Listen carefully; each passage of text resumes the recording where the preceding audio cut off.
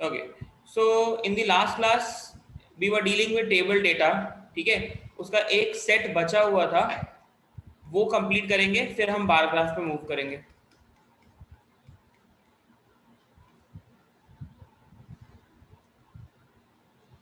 Right,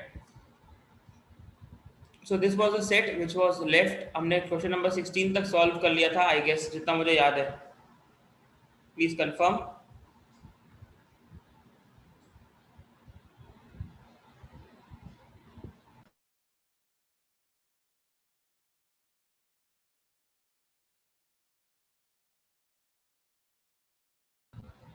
right, okay.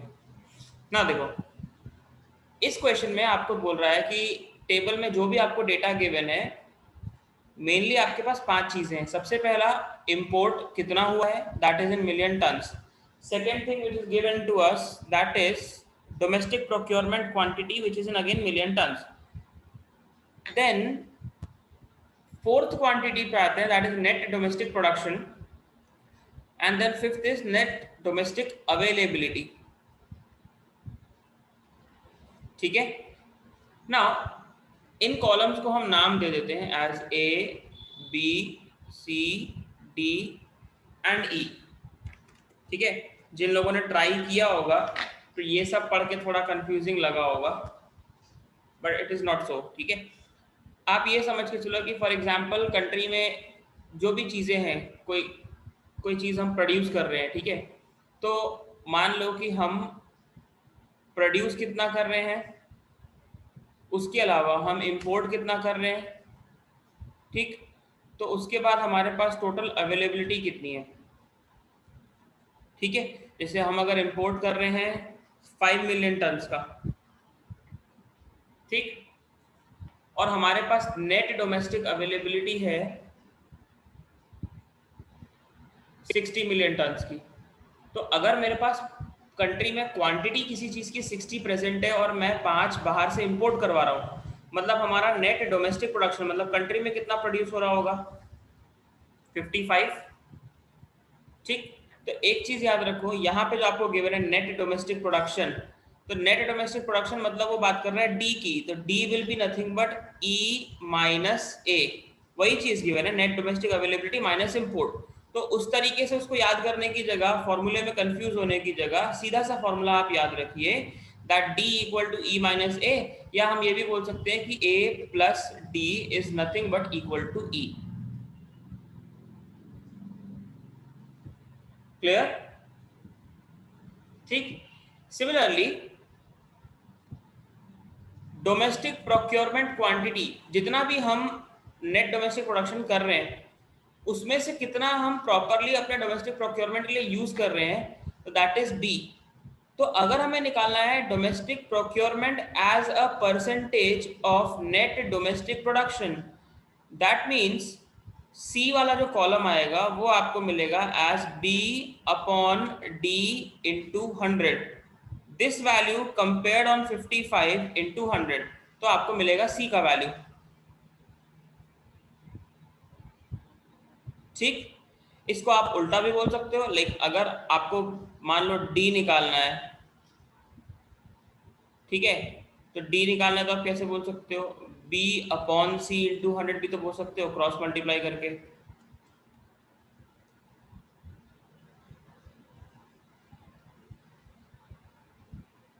ठीक, clear?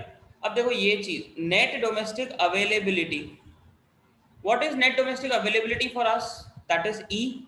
ई को हम क्या बोलते हैं, ए प्लस डी। तो क्या मैं इसको ऐसा नहीं लिख सकता, A plus B by C into 100 equal to E, क्योंकि ई इक्वल टू है ए प्लस डी और मैंने डी की जगह ये वैल्यू पुट कर दी है बस इक्वेशन में। तो क्या होगा, B by C into 100 plus A. B क्या है, डोमेस्टिक प्रोक्योरमेंट क्वांटिटी, सी क्या है, domestic procurement as a percentage into 100, and plus imports, imports मतलब ए, तो वही चीज आई।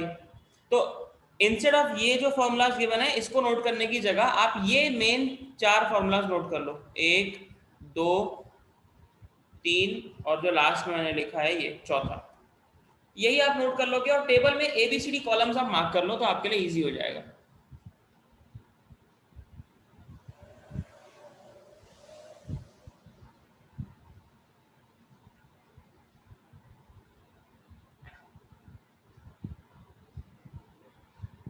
ठीक, I hope this is clear. यहां तक कोई डाउट तो नहीं किसी को?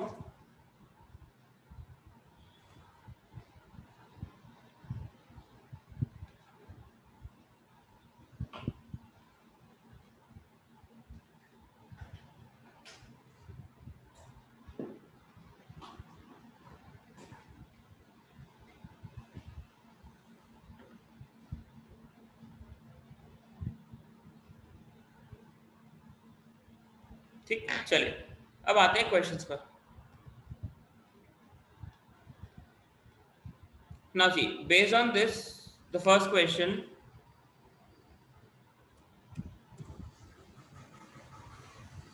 Now, question number 17. The domestic procurement quantity was what percentage of the net domestic production in 2014? 2014 में जैसे हमने ये वैल्यू निकाला था 55, ऑब्वियसली 60 में से 5 माइनस करूंगा ना। उसके बाद क्वेश्चन में पूछ रहा है द डोमेस्टिक प्रोक्योरमेंट क्वांटिटी यानी कि B was what percent of the net domestic production। ठीक है, तो B is what percent of D, यानी हमको C की वैल्यू निकालने बोल रहा है ना, और कुछ थोड़ी बोल रहा है। ठीक, तो B बाई इंटू 100 करिए, that means 3.85 divided by 55 into 100। निकालो कितना आएगा।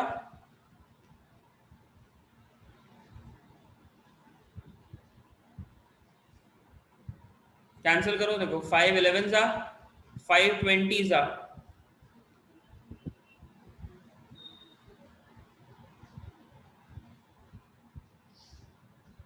ठीक, वी कैन राइट एज 3.85 को हम 385 बाय 100 भी बोल सकते हैं। ठीक है, डेसिमल हटाने के लिए तो ये 11 जो है इसको कैंसिल करेगा, 11 3 जा 11 5 जा, सो आपका आंसर आएगा 7%।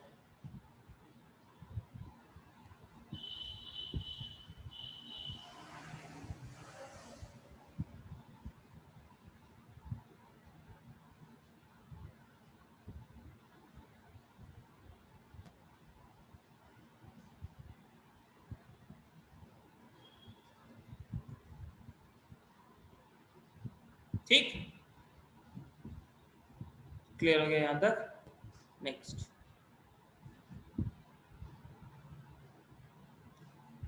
2000 sorry question number 18। What was the net domestic availability in million tons in 2017। आपको 2017 का ये नेट डोमेस्टिक अवेलेबिलिटी निकालना है, बट ई कॉलम तब निकलता है जब आप ए और डी ऐड करो, बट डी हमारे पास है नहीं। ठीक है, तो डी निकालने का तरीका क्या बताया था आपको मैंने कि बी बाय सी इंटू 100 आप कर सकते हो। तो देखो 2017 के लिए बोल रहा है, ठीक है, तो 2017 में अगर हम ये वैल्यू निकालनी है तो उसके लिए पहले डी चाहिए, और डी निकालने के लिए आपके पास बी और सी अवेलेबल है। तो देखो करो मल्टीडिवाइड 2.1 अपॉन 2.8 इंटू 100, 7 3 जा 7 4 जा, तो ये आपको मिल जाएगा 75। अगर आपको D वाला वैल्यू 75 मिल रहा है तो फिर E क्या आना चाहिए, A प्लस D। तो 75 और 0.75 दोनों को ऐड कर दो, आपको मिल जाएगी वैल्यू 75.75।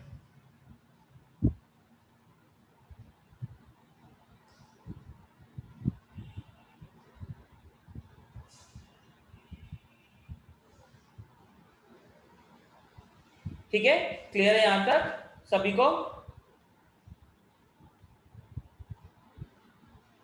0.75 दिस इज गिवन ना, A का वैल्यू इंपोर्ट्स, ये और ये दोनों ऐड कर रहा हूं ना मैं। E वाला कॉलम कैसे निकलता है, A प्लस डी ना। Okay, next 19th।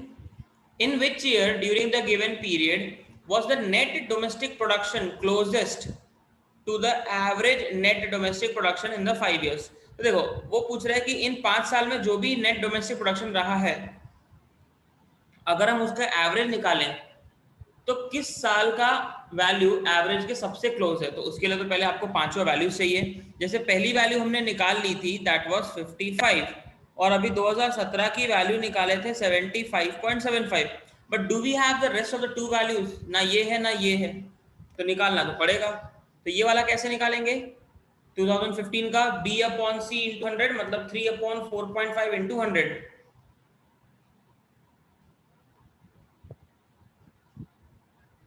ठीक है, तो देखो 1.5 टू ज़ा 1.5 थ्री ज़ा इंटू 100, तो ये वाली वैल्यू हमें मिलेगी 66.66।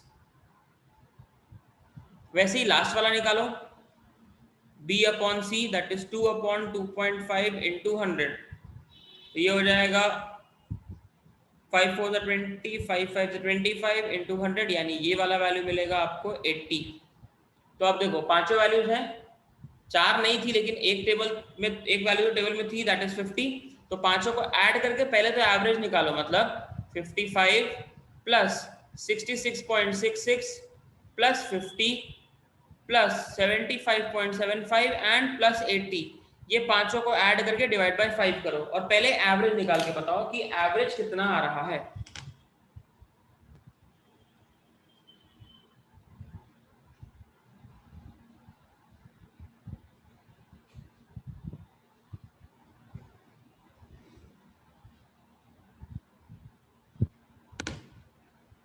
ठीक है, डी के कॉलम का पहले पूरा एवरेज निकालेंगे।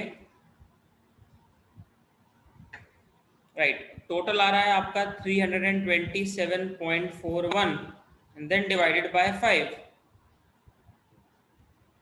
तो आपको एवरेज मिल रहा है as 65.482। Now if your average is 65.482, तो किस साल का नेट डोमेस्टिक प्रोडक्शन इस एवरेज के सबसे क्लोज है? कौन से साल की वैल्यू इस 65 के सबसे ज्यादा पास है? ये वाली, and this is for the year 2015, so our answer will be option 2, that is 2015।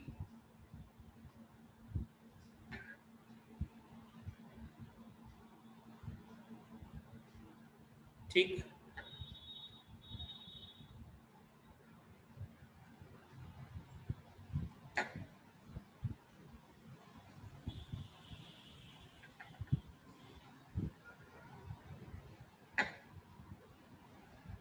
Right.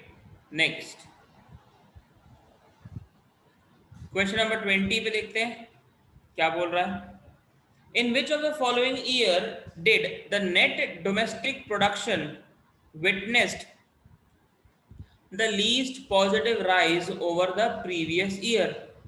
Net domestic production को अगर देखेंगे तो किस साल में ऐसा हुआ है कि अगर हम उसे उसके पिछले साल से कंपेयर करें तो जो इंक्रीज है वो सबसे कम होना चाहिए। ठीक, तो देखो यहाँ पे वैल्यूज हैं, अगर आप ध्यान से देखो तो जैसे पहली वाली वैल्यू है ये 55 से 66 हुई है, कितना इंक्रीज है 55 से 66.66 में? 11.11। अगले बार ये तो डिक्रीज है तो इसको तो मैं चेक करूंगा नहीं। 50 से 75 में ऑलमोस्ट 25 का इंक्रीज है, और 75.75 से 80 में कितना इंक्रीज है? 4.25 का। तो सबसे छोटा इंक्रीज कहां पे दिख रहा है? मतलब अगर मैं 2015 के इंक्रीज को 14 से कंपेयर करूं वो, या 17 के इंक्रीज को 16 से कंपेयर करूं वो, या 18 के इंक्रीज को 17 से कंपेयर करूं तो वो 17 से 18 ना। तो क्वेश्चन में हमको बोल रहा है कि कौन सा साल ऐसा है जिसको उसके पिछले से कंपेयर करो तो सबसे छोटा दिख रहा है, तो वो आंसर क्या होगा आपका 2018, क्योंकि जब 2018 को हम 17 से कंपेयर कर रहे हैं उसके प्रीवियस ईयर से, तो हमें इंक्रीज सबसे छोटा मिल रहा है, तो हमें करंट ईयर कौन सा दिख रहा है वो 2018, तो आंसर भी होगा आपका 2018।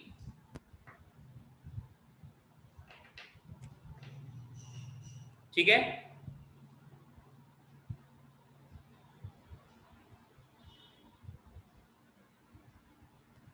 क्लियर है यहां तक?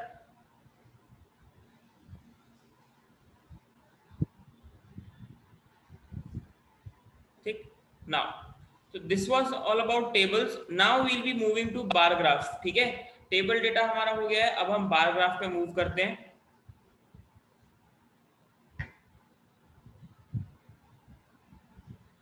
नाउ जैसे अभी तक हमने टेबल डेटा में देखा था कि हमें क्वेश्चंस जो भी आते थे, मैंने आपको पहले ही बताया था कि डीआई में आपको क्वेश्चंस क्या आएंगे, किस फॉर्मेट में, या तो आपको निकालना है सम, या तो आपको निकालना है एवरेज, या फिर आपको निकालना है रेशियो, और नहीं तो आपको निकालना है परसेंटेज इंक्रीज या फिर डिक्रीज. इन चार चीजों के अलावा आपको डीआई में और कुछ निकालने के लिए वो बोलेगा भी नहीं.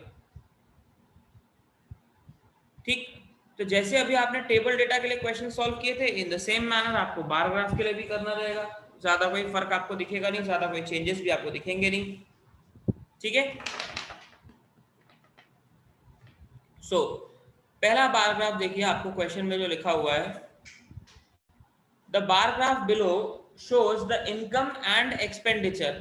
ठीक है, नाउ इनकम एंड एक्सपेंडिचर आपको गिवन है यहाँ पे 5 अलग अलग साल का, 2010 से 2014 तक. Now I don't know, like I know, like not every one of you has studied profit and loss, but yes, I think most of the students must have studied. आप सब लोगों ने प्रॉफिट लॉस पढ़ा होगा, most of the students ने. सब लोग भले नहीं भी पढ़े होंगे, those who have joined a bit late, but आखिर बाकी लोग पढ़ चुके होंगे.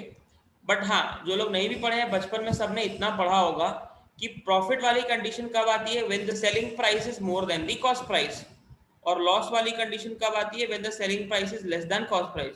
तो अभी हम थोड़ी देर के लिए लॉस को भूल जाते हैं. Now what is selling price and cost price? जितने में हम सामान बेचते हैं वो होता है सेलिंग प्राइस, जितने में हम सामान खरीदते हैं वो होता है cost price. So treat this income as selling price and this expenditure as cost price. So what is the profit? Profit is known as SP minus CP, यानी इस केस में बोलूंगा income minus expense. And how will we find out profit percentage? Profit percentage will be SP minus CP upon CP into 100. हम profit percentage ऐसे ही निकालते थे. तो यहाँ पे भी हम प्रॉफिट परसेंटेज अगर निकालना होगा तो income minus expense upon expense into 100. Compare हमेशा खर्चे से ही किया जाता है. So this will be the formula for profit percentage with respect to this question, that is question number 1 to 4. Right,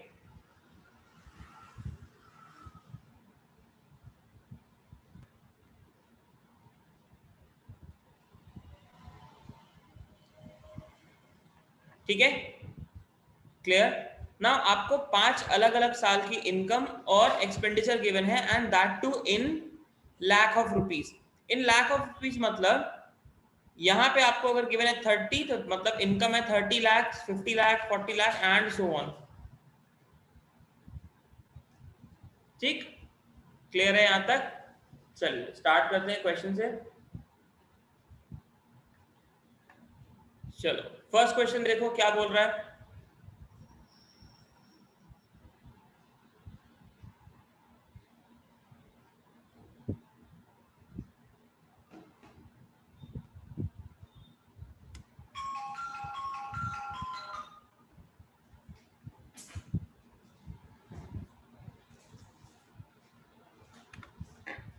देखो फर्स्ट क्वेश्चन क्या बोल रहा है.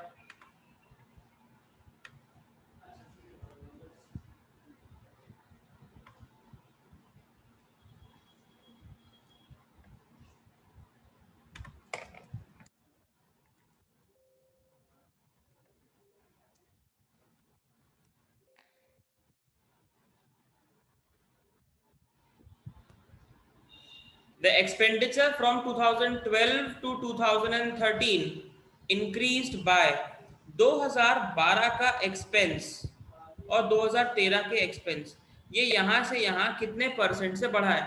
तो परसेंटेज इंक्रीज का फॉर्मूला सभी को पता है, final value minus initial value compared on initial value multiplied by 100. तो बाद में वैल्यू हुई 40, पहले थी 30 अपॉन 30 इंटू 100.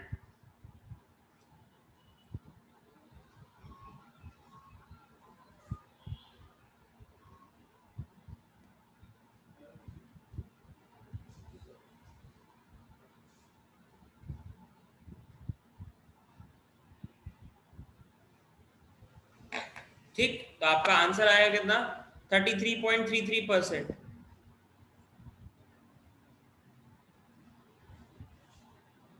ठीक ना। पिछली क्लास में मैंने आपको शॉर्टकट तरीका भी बताया था कि इतना लंबा करने से अच्छा आप शॉर्टकट अप्लाई कैसे कर सकते हो, आप डायरेक्टली फाइनल और इनिशियल का रेशियो निकालिए। मेरे लिए फाइनल वैल्यू क्या है 40, इनिशियल वैल्यू क्या है 30, दोनों जीरो कैंसिल हुआ, 4/3 इसका डेसिमल करो, डेसिमल आता है 1.3333 एंड सो ऑन। तो अगर आपको 1.3333 मिल रहा है तो इसमें से 1 हटा दो, क्या बचा 0.3333 और इंटू 100, तो मतलब आपका प्रॉफिट है 33.33%, या उसको हम 33 1/3% भी कहते हैं।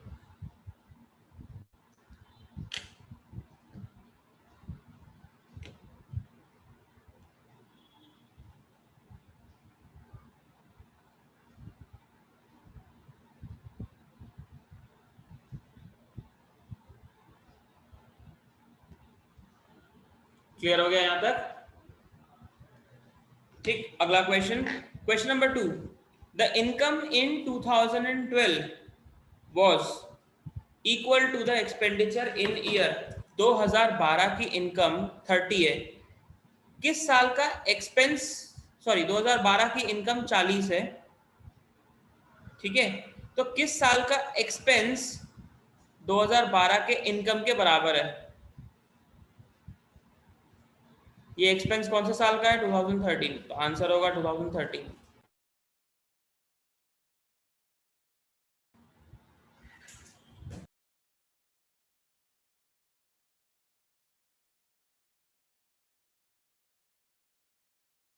सही क्या?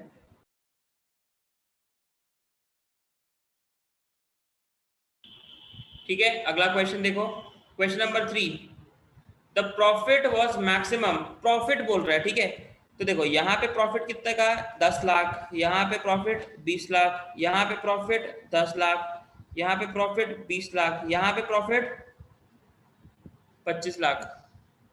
तो the highest profit is in which year, that is 2014,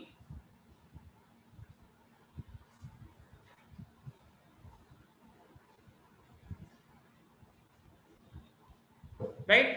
Then question number 4, the difference in profit between 2011 and 12, 2011 का प्रॉफिट है 20 लाख और 2012 का प्रॉफिट है 10 लाख, इन दोनों के प्रॉफिट्स का डिफरेंस कितना है, 20 और 10 का difference, that is 10 lakh.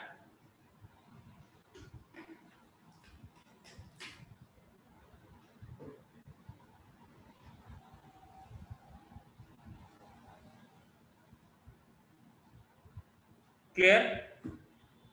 Next, the number of years in which the income exceeds the average income, मतलब आपको क्वेश्चन में ऐसा बोल रहा है कितने साल में ऐसा हुआ होगा कि जो इनकम है वो एवरेज इनकम से ज्यादा है, तो उसके लिए पहले तो आपको निकालनी पड़ेगी एवरेज इनकम।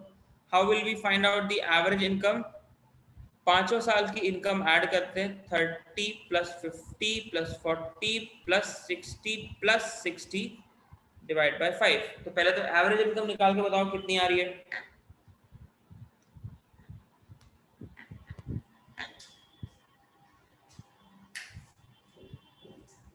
ठीक, एवरेज इनकम कितनी आएगी 48,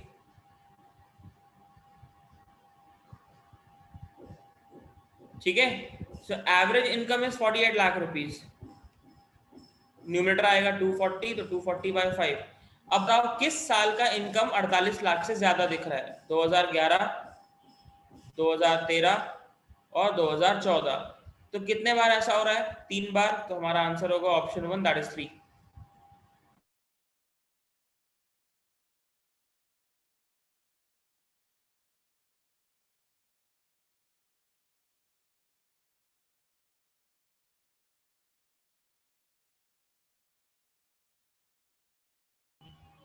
क्लियर हो गया?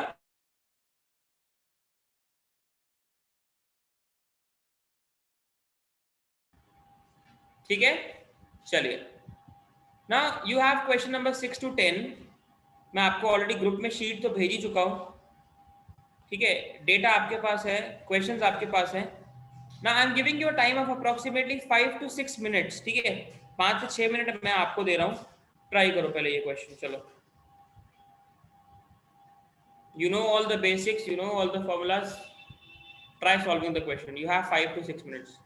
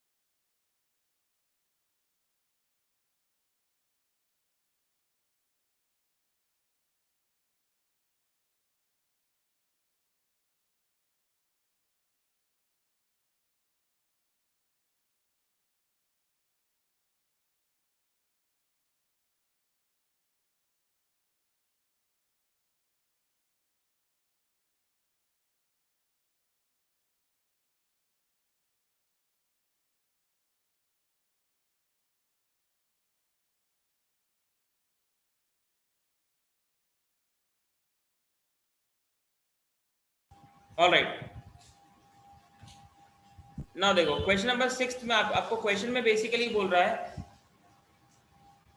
किसी एक दो सिटीज में, city P and city Q में 2008 से लेके 2012 तक 5 साल के अंदर कितने कंप्यूटर सेंटर्स थे, इसका आपको काउंट गिवन है। First question, that is question number 6।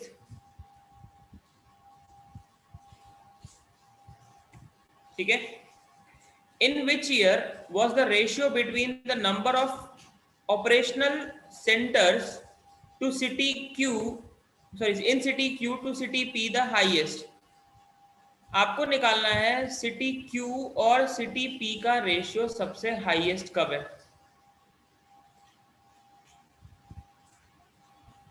ठीक, अब आप अगर एक एक करके निकालते हो, जैसे पहले साल में सिटी क्यू है 875, सिटी पी है 2240, दूसरे साल में 1470 अपॉन 2630, तीसरे साल में 2436 अपॉन 3248 एंड सो ऑन, ऐसा गिवन है। ये रेशियो सबसे हाईएस्ट कब है?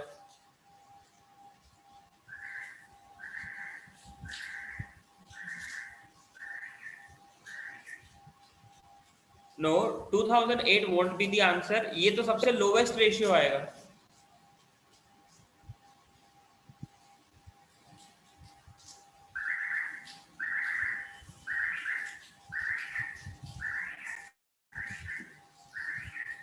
ना देखो, अगर आप एक एक को सॉल्व करने बैठ रहे हो तो कर सकते हो। अब इसका एक शॉर्टकट ट्रिक बता रहा हूं, ठीक है ना। हमें क्या निकालना है, Q बाय P का रेशियो सबसे हाईएस्ट। ये रेशियो हाईएस्ट कब होगा? जब Q जितना बड़ा हो सके और P जितना छोटा हो सके।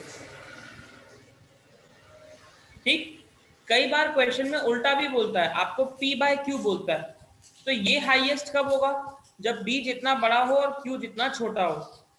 तो अब अगर देखो Q बाय P और P बाय Q दोनों आपस में इनवर्स हैं, तो मैं ये देखूंगा कि P और Q का रेशियो सबसे लोवेस्ट कब है। तो जब P बाय Q सबसे लोवेस्ट होगा तो अपने आप Q बाय P यानी उसका इनवर्स रेशियो सबसे हाई हो जाएगा ना।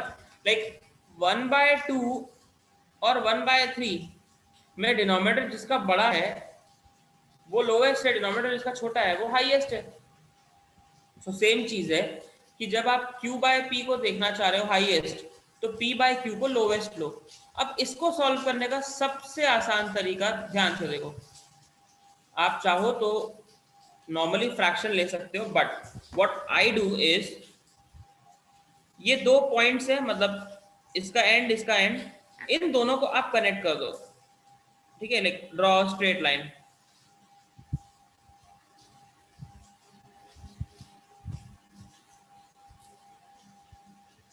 ठीक, तो आपको एक स्लोप मिला है, एक स्लैंट लाइन मिल रही है ना। ये लाइन जितनी हॉरिजॉन्टल होगी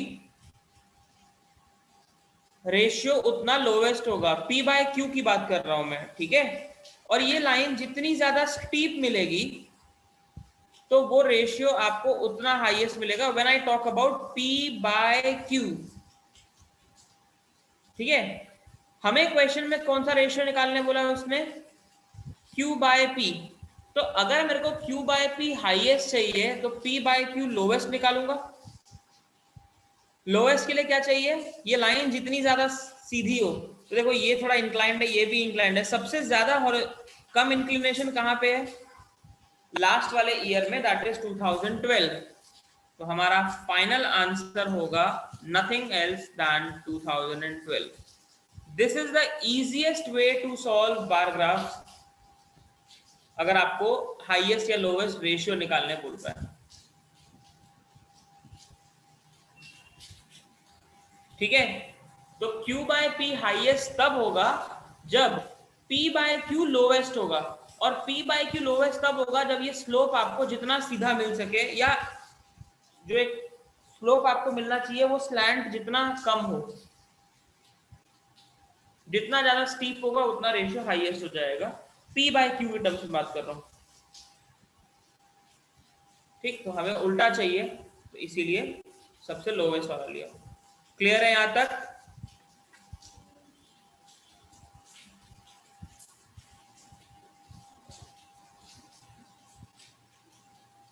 ठीक ना, मैं 2 मिनट के लिए पिछले क्वेश्चन में आता हूं, यानी ये वाले में। इसमें भी ऐसा कई बार आता है कि which year had the highest percentage profit. तो प्रॉफिट परसेंटेज हम कैसे निकालते हैं? SP minus CP upon CP नहीं करना मेरे को, मैं यही करूंगा। ये लाइन बनाया, ये लाइन ऐसी बनाया। अब मेरे को बताओ सबसे स्टीप कौन सा मिल रहा है आपको, सबसे ज्यादा इंक्लाइन? सबसे ज्यादा इंक्लाइन कौन सा मिल रहा है? 2014। तो सबसे हाईएस्ट परसेंटेज प्रॉफिट का यही होगा। तो ये ग्राफ देखने का तरीका होता है, शॉर्टेस्ट एंड सिंपलेस्ट मेथड। ठीक है, चलिए अब बढ़ते हैं अगले क्वेश्चन पे, that is question number 7। What was the approximate average number of operational centres during the given period with both the cities taken together. मतलब दोनों सिटीज का मिला के, यानी ये पूरी 10 वैल्यू, P की पांचों वैल्यूज प्लस Q की पांचों values and whole divide by 5। आपको 5 साल का एवरेज निकालना है। अब देखो इसको भी ऐड करने का तरीका देखो, ये वैल्यू है 2200 और 800, तो 2200 और 800 हो गया 3000, लेकिन ये 40 और 75 भी है, तो राउंड ऑफ आप ले लो 3100। वैसे ही 26 और 14 3000, लेकिन ये दोनों हो गया 100, तो 3100। 32 और 24 32 एंड 24 कितना होगा आपके लिए? 56। इनको ले लो तो ये हो गया 57, एक 100 बढ़ा दूंगा। 27 and 19 that will give us 46। और लास्ट के वैल्यूज बहुत छोटे छोटे हैं तो उनको नेगलेक्ट कर दूंगा, तो 4600। वैसे ही 19 एंड 14 33, 33 प्लस 1 34, तो 3400।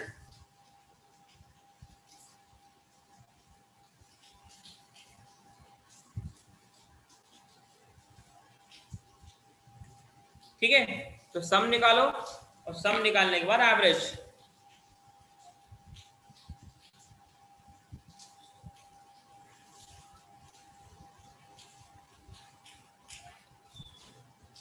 ठीक है, तो टोटल आ रहा है 19,900 अप्रोक्सीमेटली। तो 19,900 को आप करो डिवाइड बाय 5, तो 5 3 जा 15, बचा 4 9, 5 9 जा 45। नियर अबाउट हमारा आंसर क्या आ रहा है? 39 something.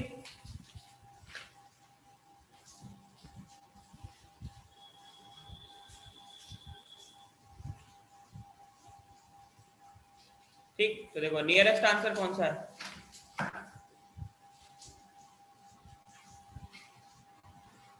The best way to find out the values, round off ले लोगे कोई दिक्कत नहीं होगी, थोड़ा बहुत राउंड ऑफ चलता है।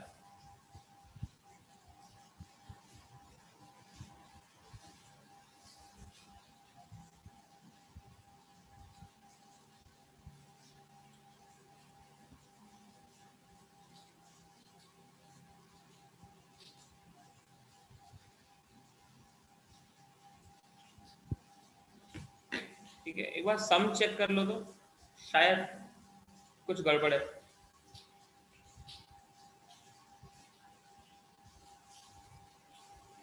या करेक्ट करेक्ट करेक्ट, ये 20,900 आएगा। This sum will be 20,900। तो 20,900 आएगा डिवाइड बाय 5, तो 5 4 जा 20, 5 1 जा 5, अप्रोक्सीमेटली 4100 के आसपास। तो आपका आंसर आएगा option 2, that is 4188। Near about 4100 के आसपास है, तो your answer will be 4188। Addition में कुछ मिस्टेक था?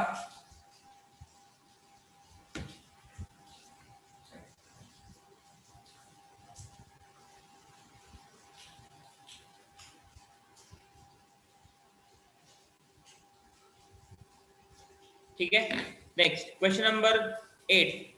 इन 2010 The average enrollments per center in city P and city Q was 42 and 64 respectively. मतलब 2010 में वो ऐसा बोल रहा है कि सिटी P में हर इंस्टीट्यूट में 42 बच्चे एनरोल कर रहे थे और सिटी Q में हर सेंटर में 64 स्टूडेंट्स एनरोल करें. So what is the ratio between the number of students enrolled in city P to that in city Q in that year, that is 2010. तो देखो, अगर मैं ये बोलूं कि सिटी P में 32, 4 एंड 48 मतलब 3248 सेंटर्स हैं और हर सेंटर में 42 बच्चे एनरोल कर रहे हैं, तो ये हो गया total number of students in city P इन 2010.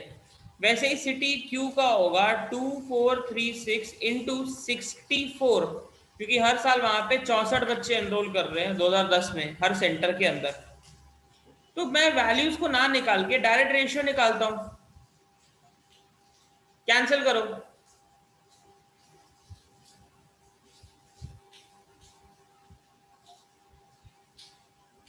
ये 4 से कैंसिल हो जाएगा. लाइक 4 8 जा 32, 4 1 जा 4, 4 2 जा 8. सिमिलरली 4 6 जा 4 9 जा.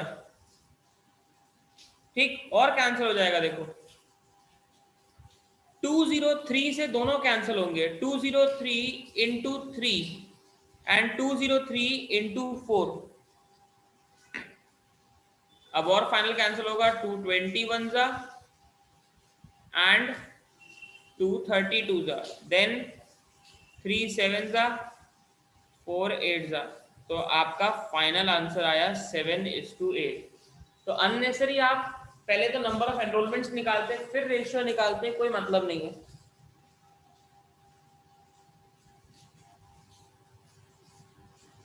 क्लियर हो गया यहां तक? कोई डाउट? नेक्स्ट,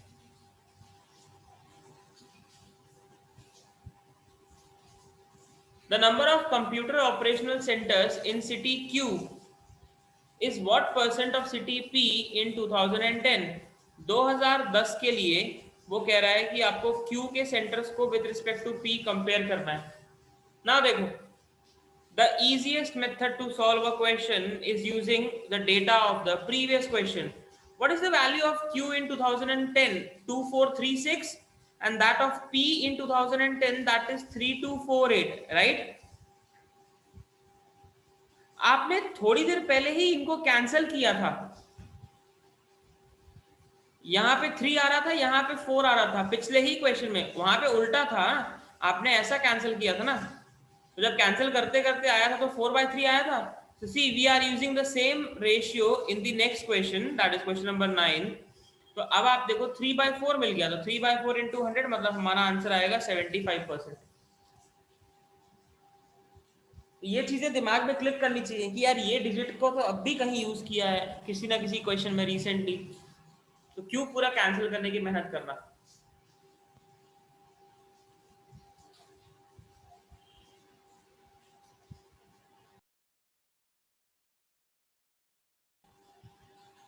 ठीक है. Next, question number 10. Difference between the total number of computer operational centers in 2010 of city P. City P का वैल्यू कितना था? 3248. To that of city Q but in 2008. तो सिटी Q में 2008 में कितने थे? 875. तो आपको सिटी P in 10 और सिटी Q in 2008 दोनों का डिफरेंस निकालना है.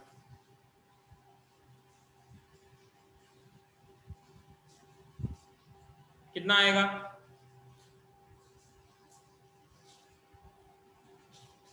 माइनस कर लो.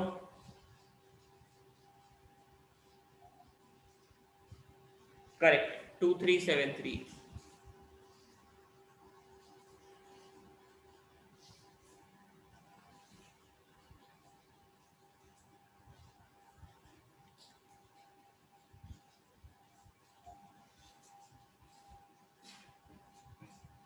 ठीक है.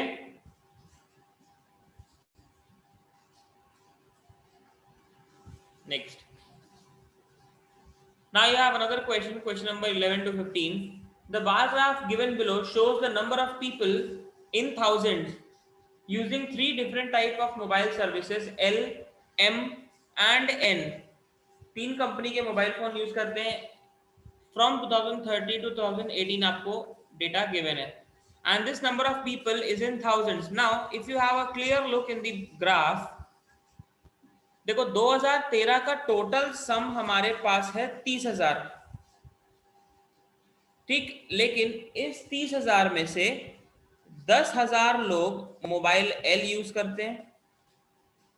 अब आप देखो ये वैल्यू क्या है, मिड है, तो 15 होगा. तो 10 और 15 का डिफरेंस कितना आएगा, ये गैप 5,000. तो मतलब 5,000 लोग मोबाइल एम यूज करते हैं. फिर 15 से 30, तो ये गैप कितना आएगा 15. तो मतलब 15,000 लोग मोबाइल यूज करते हैं कंपनी एन का.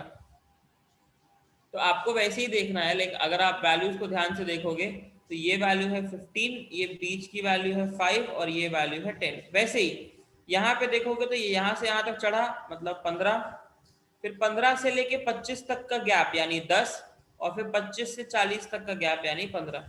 तो ऐसे एक एक साल में आप देख सकते हो, ठीक है. So you have the data. Now try solving the question giving you a time of approximately 3 to 4 minutes. Easy है, कोई टफ नहीं है. सॉल्व करो. मैं स्क्रॉल नहीं करूंगा क्वेश्चन के लिए, शीट आपके पास ऑलरेडी ग्रुप में है.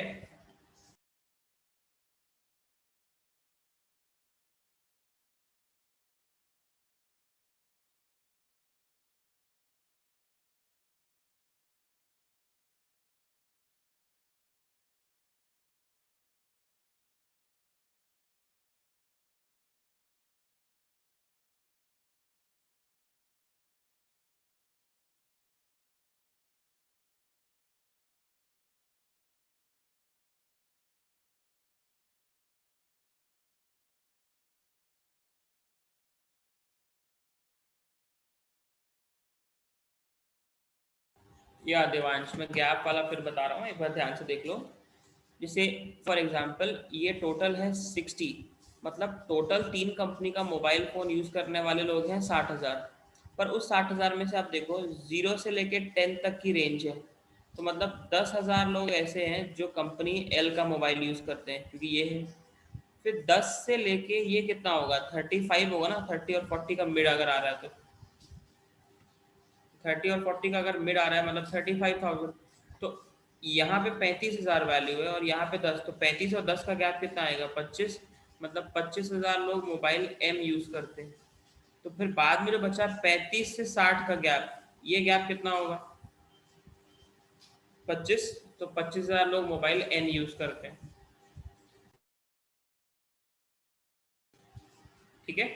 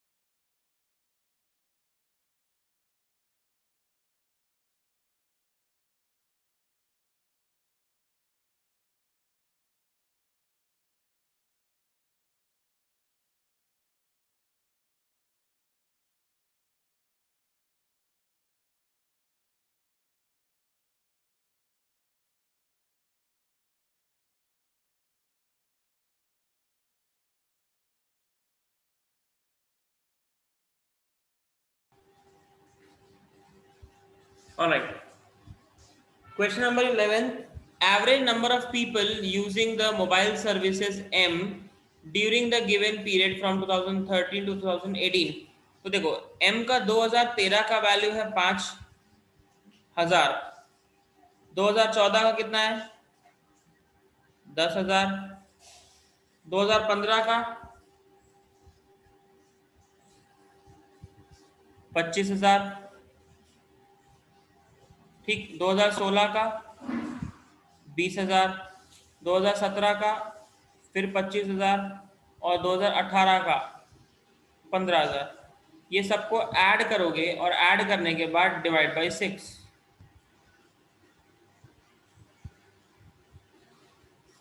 सम कितना आ रहा है? बस हो गई गलती यहीं पे, ऑप्शन 1, बहुत बढ़िया। सम कितना आ रहा है?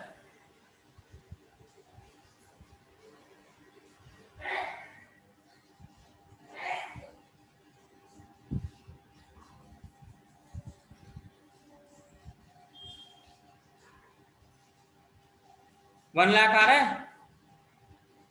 1 लाख डिवाइड बाई 6। मेरे को पता है सबसे गलती यही हुई होगी। नहीं, आप अगर नॉर्मली ये लास्ट के 3 जीरो नेग्लेक्ट करके ऐड करते हो तो आपको मिला होगा सम 100, और आपने 100/6 किया तो 16 2/3 मिला होगा। No, that's the wrong answer. उसने आपको क्वेश्चन में ये थोड़ी पूछा है कि what is the average number of people in thousands. उसने आपको पहले से चीजें थाउजेंड्स में नहीं गिवन पूछी है, तो आपको 1000 लगा के चलना पड़ेगा। मतलब 1 लाख डिवाइड बाई 6, आपका आंसर आएगा 16,666 2/3। ये काम आप तब करोगे, जैसे यहाँ पे 5, यहाँ पे 10, यहाँ पे 25। ये काम हम तब करेंगे अगर आपको क्वेश्चन में यहाँ ब्रैकेट में लिखा हो इन थाउजेंड्स। इसका मतलब वो अपने मन में थाउजेंड्स पहले से अज्यूम करके चल चुका है क्वेश्चन बनाने वाला। तो आपको यहाँ पे 3 जीरो आखिरी के नेग्लेक्ट करने हैं। जब तक वो ये चीज नहीं कह रहा है आप नेग्लेक्ट नहीं करेंगे।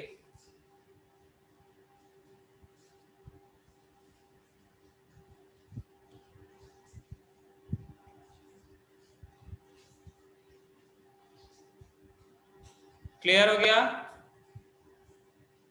Next, question number 12, the total number of people using all the three mobile services in 2016 is what percent of the total number of people using all the three mobile services in 2017।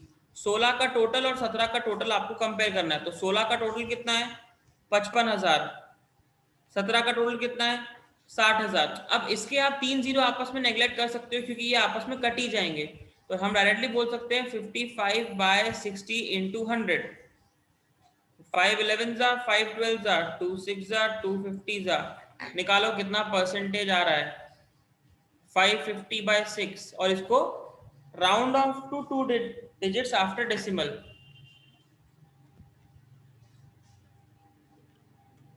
ठीक, अब decimal नहीं भी निकालोगे चलेगा क्योंकि आपका answer जो है सब अलग अलग है।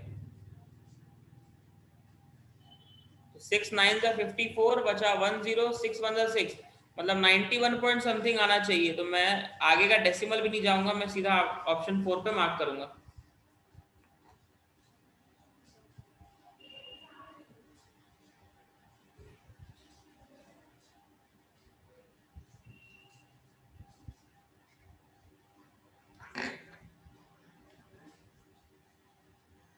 ठीक है, next 13th, the number of people using mobile services n in 2015 forms approximately what percent of the total number of people using all the three mobile services। मतलब n का वैल्यू इन 2015 अपॉन 2015 का total into 100। तो देखो 2015 में n की value है 10,000, तो आप उसको 10 ले सकते हो, कोई दिक्कत नहीं है। और 2015 का टोटल वैल्यू है 55,000, तो उसमें भी आप 55 ले सकते हो क्योंकि at the and zero cancel out हो जाएगा। तो देखो ये बचेगा 2/11 into 100। Now most of you have studied percentages. Percentages में आपको पता है 1/11 का परसेंटेज होता है 9.09%। तो देखो टेक्निक लगाओ कि अगर 1/11 9% होता है तो 2/11 कितना होना चाहिए, डबल, 18% आपका आंसर। मतलब टू बी प्रिसाइज आपका आंसर आना चाहिए 18.181818 एंड सो ऑन, बट अब उसको अप्रोक्सीमेट लेंगे तो 18 आएगा। दैट्स व्हाई वी टोल्ड कि परसेंटेजेस आपके लिए बहुत बहुत इंपॉर्टेंट है।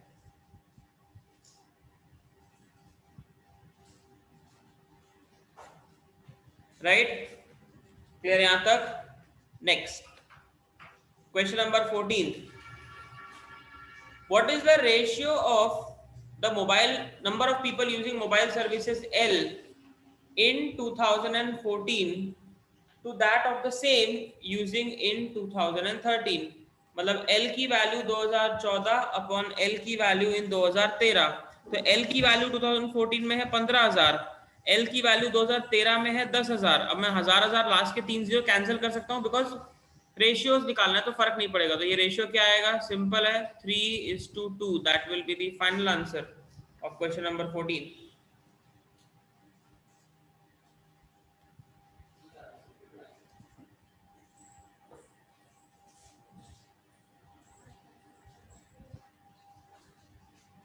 Clear. Next 15th, total number of people using mobile service M in 17 and 18 together। 17 और 18 का M वाला पोर्शन मतलब ये वैल्यू और ये वैल्यू। तो 17 में M की वैल्यू है 25,000, 18 में M की वैल्यू है 20,000, सॉरी 15,000। टोटल ऐड करोगे आपका आंसर आएगा 40,000 पीपल। तो 40,000 हमारे पास ऑप्शन में नहीं है, तो none of these, option number 4।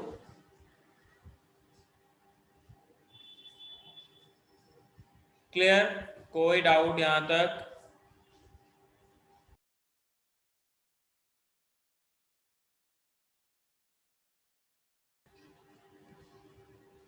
Right, next question number 16 to 20, we have 2 bar graphs. ठीक है, figure 1 shows the total number of votes casted for 3 candidates R, S and T in the 5 cities। ठीक है, like R, S और T को मिला के यहाँ total vote कितने मिले, यहाँ टोटल वोट कितने मिले, ये गिवन है। ठीक है, अब आप ध्यान से देखो, लाइक 6,000 और 4,000 के मिड का वैल्यू है, यानी ये होगा 5,000, फिर वैसे ये होगा 4,000, ये होगा 6,000, ये होगा 7,000 और ये होगा 4,000, अगर हम वैल्यूज पे देखें तो। ठीक, apart from that, in the second bar graph, figure 2 shows the percentage distribution of the votes among these 3 candidates। ठीक, जैसे कि आपने देखा कि सिटी ए में टोटल नंबर ऑफ वोट्स 5,000 है, तो उसमें भी अगर आप ध्यान से देखोगे तो सिटी ए में आर को कितने वोट्स मिले, that is given in percentage. तो देखो 40 और 20 का मिड लाइन क्या होना चाहिए, 30। तो वो 30 कहाँ आएगा, इधर।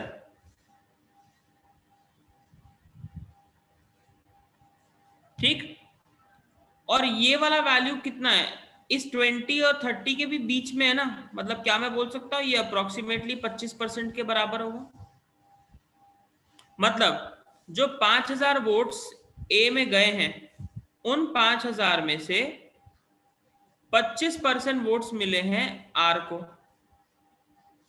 फिर वैसे ही देखो, ये जो गैप है वो सेम दिख रहा है नीचे वाले के जैसा, मतलब 25% वोट्स गए हैं एस को, क्योंकि ये लाइन मेरे को 50 की दिख रही है, और 50 से 100 कितना बचा, 50%, मतलब 50% वोट्स मिले हैं टी को।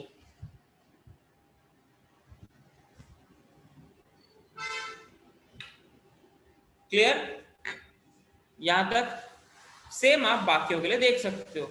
अब अगर आप ध्यान दोगे तो ई वाले स्टेट में टी को 0% वोट्स है, क्योंकि यहाँ आर और एस बस दो ही ग्राफ है।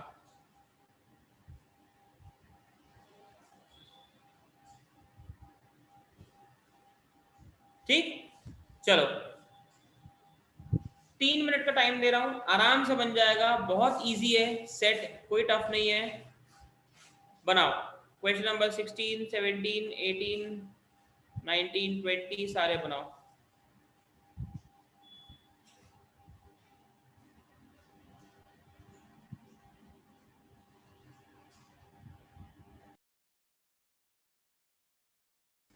You have 4 minutes।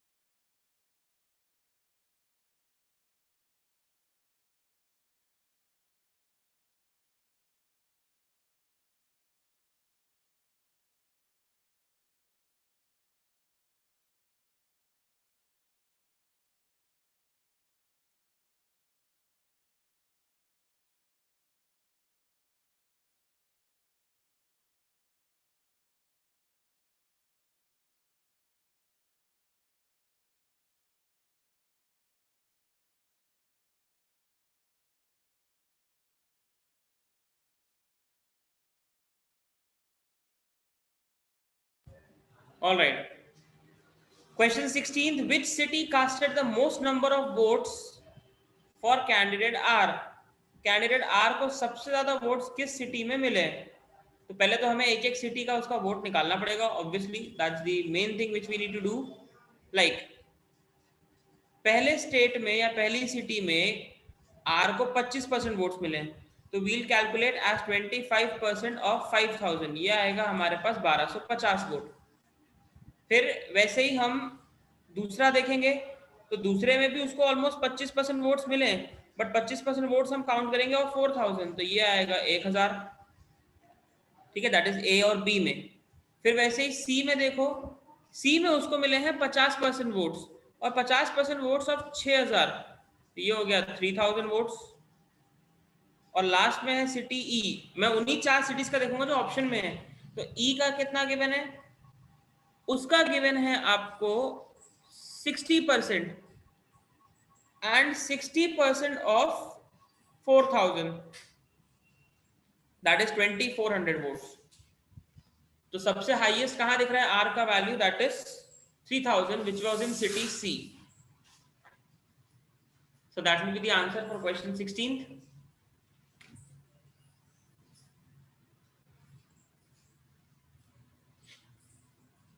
ठीक है, next 17th, from how many cities did candidate S receive more votes than T? अब क्या S और T का एक एक करके वोट निकालते रहोगे? Obviously not. हर सिटी का परसेंटेज चेक करो कि S का परसेंटेज T से कहां ज्यादा दिख रहा है। यहाँ पे कम है, यहाँ ज्यादा है, इसको देख लो, भले मैं जूम कर दे रहा हूं ताकि आपको थोड़ा अच्छे से दिख जाए। ज्यादा चाहिए तो this is more than T, this is equal, ये दोनों इक्वल दिख रहे हैं। ठीक, this is less than T, और ऑब्वियसली यहाँ पे टी तो जीरो ही है ना, तो अगर टी जीरो है तो एस टी से ज्यादा ही होगा। तो ऐसा कितनी सिटीज में दिख रहा है हमको, only in 2 cities, right. So with that respect for question number 17 हमारा आंसर बहुत क्लियर होगा, and that will be nothing but option 3। ठीक, next 18th question, which 2 cities casted the same number of votes for candidate R? आपने अभी अभी question number 16th में निकाला था आर के चारों अलग अलग सिटीज के वोट्स। ठीक है, एक जगह था 1250, एक जगह था 1000, एक जगह था 3000, एक जगह था 2400। हमने बस डी का नहीं निकाला था ना, तो डी का निकाल लो। डी का यहाँ पे वोट आ रहा है लगभग 10%, और 10% ऑफ 7000 मतलब 700। क्या किसी सिटी में आर को सेम वोट मिले? नहीं मिले, मतलब हमारा आंसर होगा option number 4, that is none.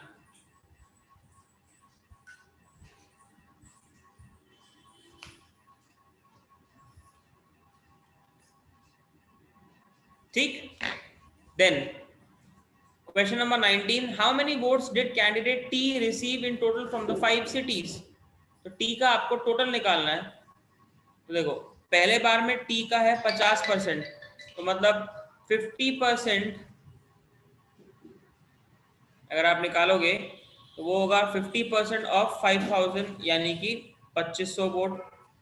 दूसरे में निकालोगे तो टी का कितना आ रहा है, ये आपका इसके बराबर दिख रहा है, मतलब ये होगा 25%, तो 25% ऑफ 4000 यानी कि 1000 वोट। ठीक, तीसरे बार में भी सेम है, 25% का ग्राफ दिख रहा है, लेकिन 25% किसका, 6000 वोट्स का। क्यों? क्योंकि सिटी सी में टोटल वोट्स हैं 6000, तो वही करूंगा मैं, 25% ऑफ 6000, ये आएगा 1500। और चौथी सिटी में आप ध्यान से देखो, ये पूरी हाइट 25 की है, इसके बराबर है ना, तो बचा हुआ कितना होगा, 75, मतलब यानी 75% ऑफ 7000। तो 7000 का 75% निकाल लो, कितना आएगा,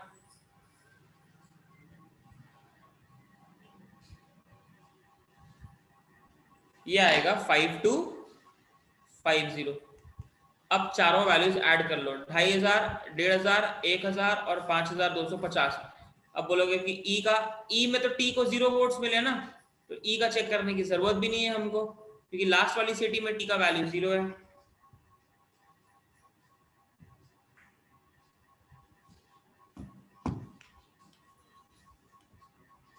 10,250 आपका आना चाहिए final answer, that is option number 4।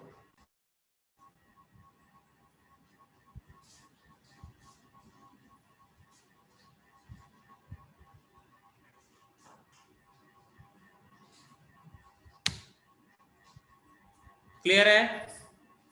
कोई डाउट यहां तक? ठीक, एक सेकेंड, कौन है ये?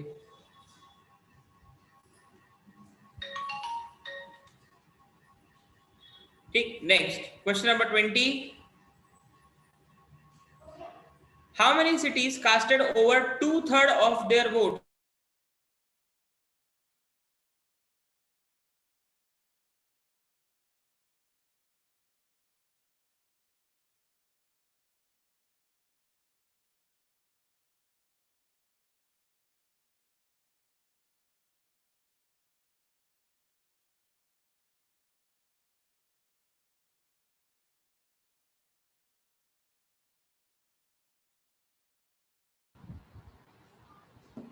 ट्वेंटी का क्या होगा भाई? उसने पूछा है कि how many cities casted over 2/3 of their votes to their votes to one candidate.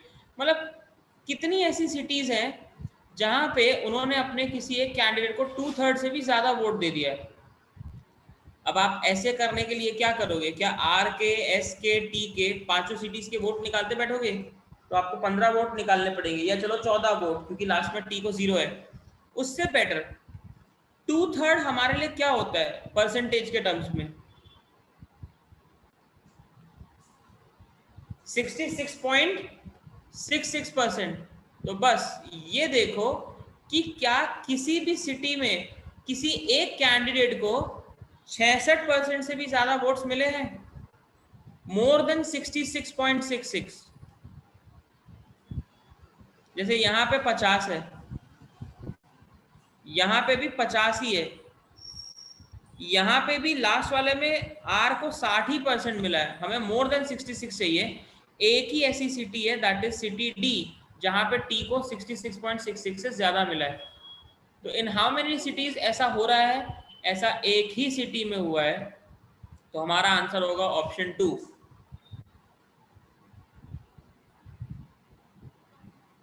अब मैं एक एक का निकालते बैठता तो वही टाइम लगता है, इसलिए हमने ये किया कि 2/3 यानी 2/3 का परसेंटेज होता है 66.66। That's it, the easiest way to solve the question।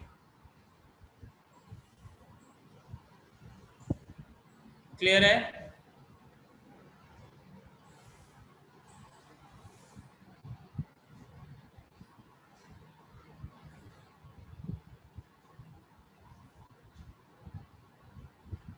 ठीक, so this was all about bar graph। Next, now we'll move to line graph। ना देखो, जैसे आपने अभी बार ग्राफ में किया, रेशियो, परसेंटेज, सम, एवरेज, अगेन चीजें वही करनी है, बस क्वेश्चन को रिप्रेजेंट करना है, तरीका अलग होता है। आपको क्वेश्चन इस टाइप से लाइन ग्राफ के फॉर्मेट में गिवन रहते हैं।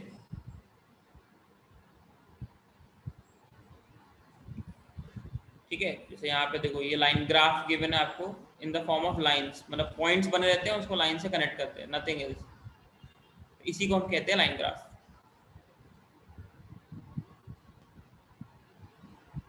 ठीक, चलो फर्स्ट सेट पे आते हैं।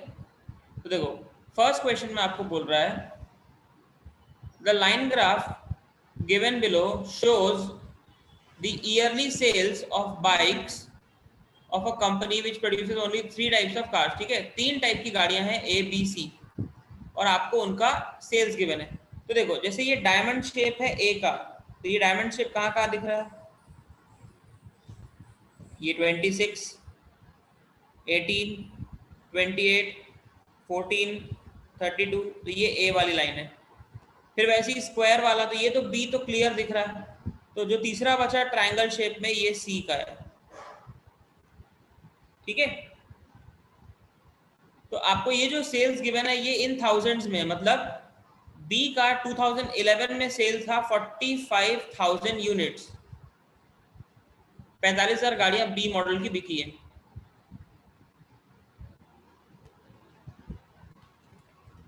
क्लियर? चलिए फर्स्ट क्वेश्चन देखो, what is the percentage share of B in total sales of the company during the given period. Percentage share of B in the total sales of the company during the given period. तो इसके लिए आपको क्या करना है, B का value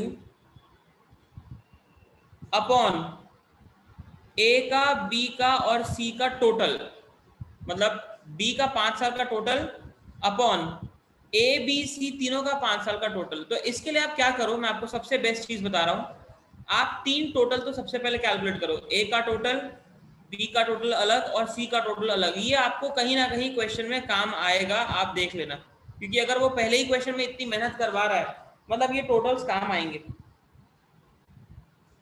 100% काम आएगा। तो ए का टोटल अलग निकालो, मतलब 26 प्लस 18 प्लस 28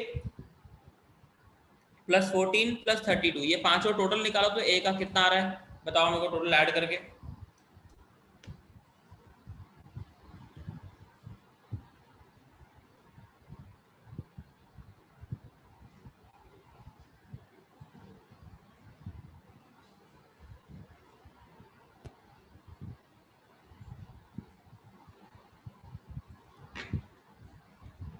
ए का टोटल आ रहा है 118,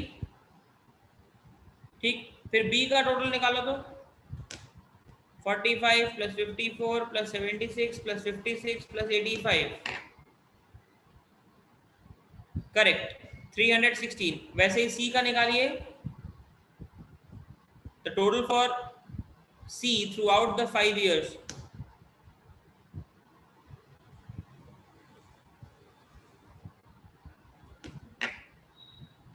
$112। ये तीनों टोटल नोट करके रख लो, देखना बहुत काम आएगा। तो आपको क्वेश्चन नंबर 1 में करना है b upon a plus B plus C into 100। आपको b का मार्केट शेयर निकालना है कि भाई पूरे 5 साल में जितनी भी गाड़ियां बिकी हैं उनमें से b की कितनी परसेंट थी। तो निकालो 316 whole divide by A B C का सम,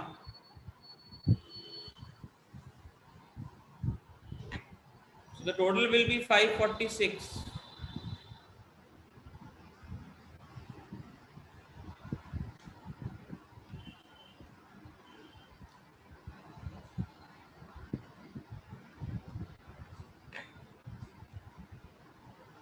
करेक्ट, सही है आंसर 57.87%।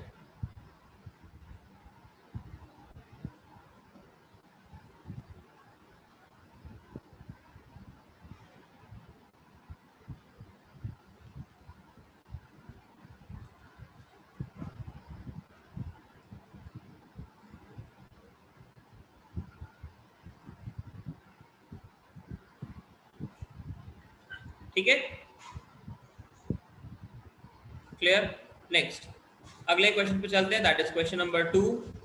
ना देखो क्वेश्चन नंबर 2 आपको क्या बोल रहा है, which of the following among the given option shows the maximum percentage decrease in the sales of similar types of car with respect to its previous year। अगर हम ग्राफ को देखें तो किस साल में ऐसा हो रहा है कि अगर हम उसके पिछले साल से कंपेयर करें तो मैक्सिमम परसेंटेज डिक्रीज देगा। तो देखो ए का बोल रहा है 2012 में, तो अगर ए का 2012 में बोल रहा है मतलब उसके पिछले साल से देखना है, यानी 2011 से। तो देखो ए की वैल्यू फ्रॉम 11 टू 12, फिर बोल रहा है ए की वैल्यू इन 14, तो मतलब ए की वैल्यू इन 14 तो विद रिस्पेक्ट टू 13, बी की वैल्यू इन 2014 और फिर लास्ट सी की वैल्यू इन 2013। वो हमसे पूछ रहा है परसेंटेज डिक्रीज। डिक्रीज निकालने का सबसे आसान तरीका, जैसे आप अभी स्लोप देख रहे हो, कौन सा स्लोप है जो सबसे ज्यादा डिक्लाइन जा रहा है, जो ज्यादा ऐसा रहेगा उसका डिक्रीज कम है, जो ज्यादा ऐसा रहेगा उसका डिक्रीज ज्यादा होगा। कौन सा स्लोप सबसे ज्यादा डिक्रीज में दिख रहा है, मेरे को ये दोनों इक्वल टाइप के दिख रहे हैं, ठीक है। तो आप परसेंटेज डिक्रीज का फॉर्मूला लगाइए। परसेंटेज डिक्रीज का फॉर्मूला हमने क्या पढ़ा है? परसेंटेज डिक्रीज का फॉर्मूला होता है initial minus final upon initial into 100।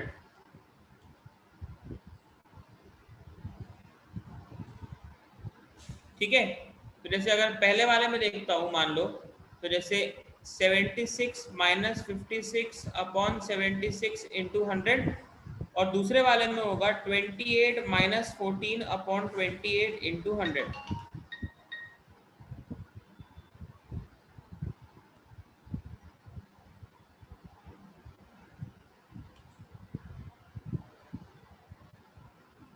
ठीक। तो सबसे हाईएस्ट परसेंटेज डिक्रीज आपको यहाँ मिलेगा, यहाँ पे 50% का डिक्रीज है। यहाँ पे आपको 50 नहीं, यहाँ पे आपको लगभग 35-40% के आसपास का डिक्रीज मिलेगा।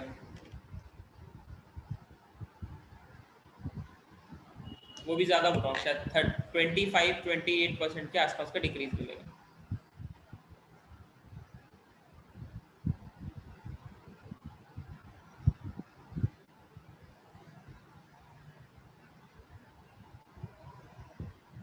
ठीक है।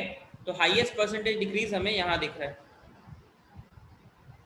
और वो कहीं ना कहीं स्लोप को देख के भी दिखता ही है थोड़ा सा, क्योंकि दोनों वैल्यूज में लगभग लगभग 20 या 25 का फर्क है, और 25 का फर्क 28 पे ज्यादा दिखाएगा एज कंपेयर टू 76। ठीक। तो हमारा आंसर है ए, इन 2014 का जो डिक्रीज है with respect to the previous year, ये सबसे ज्यादा डिक्रीज है। ठीक, क्लियर। ये हो गया क्वेश्चन नंबर 2। ना देखो क्वेश्चन नंबर 3 में क्या बोल रहा है आपको। क्वेश्चन नंबर 3 में बोल रहा है what is the ratio between the total sales of C to the total sales of A. बोला था मेहनत करोगे पहले ही क्वेश्चन में तो वो काम आएगी। सी का टोटल है आपके पास 112, ए का टोटल है 118। कैंसिल करिए, विल बी गेटिंग 256 एंड 259।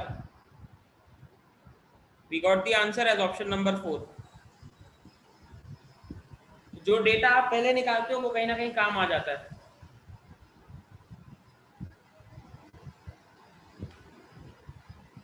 ठीक है।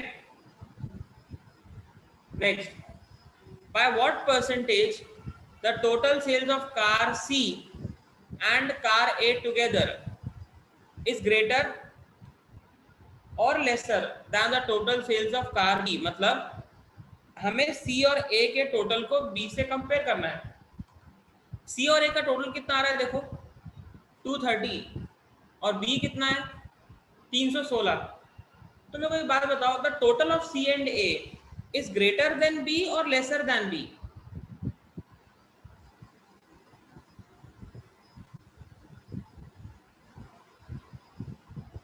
The total of C and A is greater than B or lesser than B?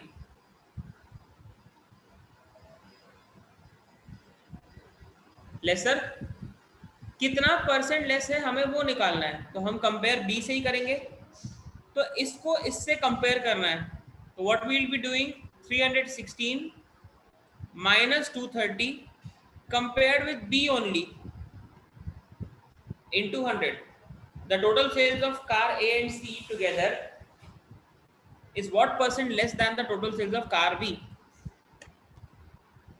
तो ये आपके पास आएगा 86 अपॉन 316 इंटू 100।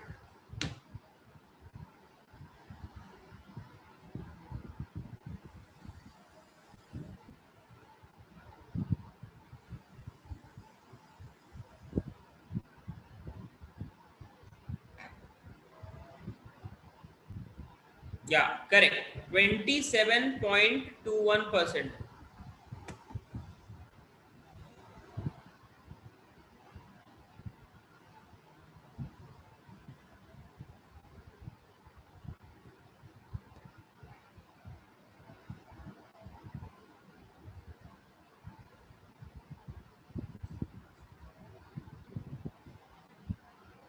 ठीक है। Next, question number 5, what is the average annual sales of the company? अब एक बात बताओ, एवरेज एनुअल सेल्स हम कैसे निकालते हैं? पूरे 5 साल का सम करूंगा और डिवाइड बाई 5। 5 साल का सम यानी ए प्लस बी प्लस सी, ये हमने टोटल पहले ही क्वेश्चन में कहीं ना कहीं निकाला भी था। कितना था वो? 546। लेकिन देखो अब हमको 1000 लगाना पड़ेगा, तो 546000 और फिर उसको आप कर दो डिवाइड बाय 5। अब ज़्यादा मेहनत नहीं लगेगी। 5 1 जा 5 एंड 5 9 जा 45, मतलब 109 वाला कुछ आंसर आना चाहिए। एक ही आंसर अवेलेबल है मेरे पास, ऑप्शन नंबर 2। दैट्स इट, एकदम क्लियर। तो देखो इसलिए बोला था पहले क्वेश्चन में ही अगर वो मेहनत करा रहा है, मैंने लास्ट टाइम भी डीआई में आपको बताया था कि अगर 5 क्वेश्चंस का एक सेट आपको गिवन है, तो उस एक सेट में 4 क्वेश्चंस ऐसे होते हैं जो ट्रिक पे निकलते हैं और एक क्वेश्चन होता है जो मेहनत वाला। तो जब वो पूरी एडिशन कराने की मेहनत पहले ही क्वेश्चन में कर रहा है, मतलब वो डेटा कहीं ना कहीं यूज होता रहेगा। जो हम, इसलिए मैंने एबीसी का कहीं मिटाया नहीं, क्योंकि वो काम है। क्लियर? तो आई थिंक आपको अब लाइन ग्राफ भी क्लियर है। बिल्कुल बार जैसा ही सॉल्व करना है। तो ये शीट मैं आप लोग को ग्रुप में भेज दे रहा हूँ, 2 मिनट में आ जाएगी। तो बिफोर नेक्स्ट क्लास जो आखिरी के बाकी के 3 सेट बचे हैं, दैट इज क्वेश्चन नंबर 6 से लेके 20 तक, ट्राई सॉल्विंग दिस। हम इसको नेक्स्ट क्लास में कंप्लीट करेंगे and then will move to pie charts also after this. ठीक है, तो आज के लिए इतना ही।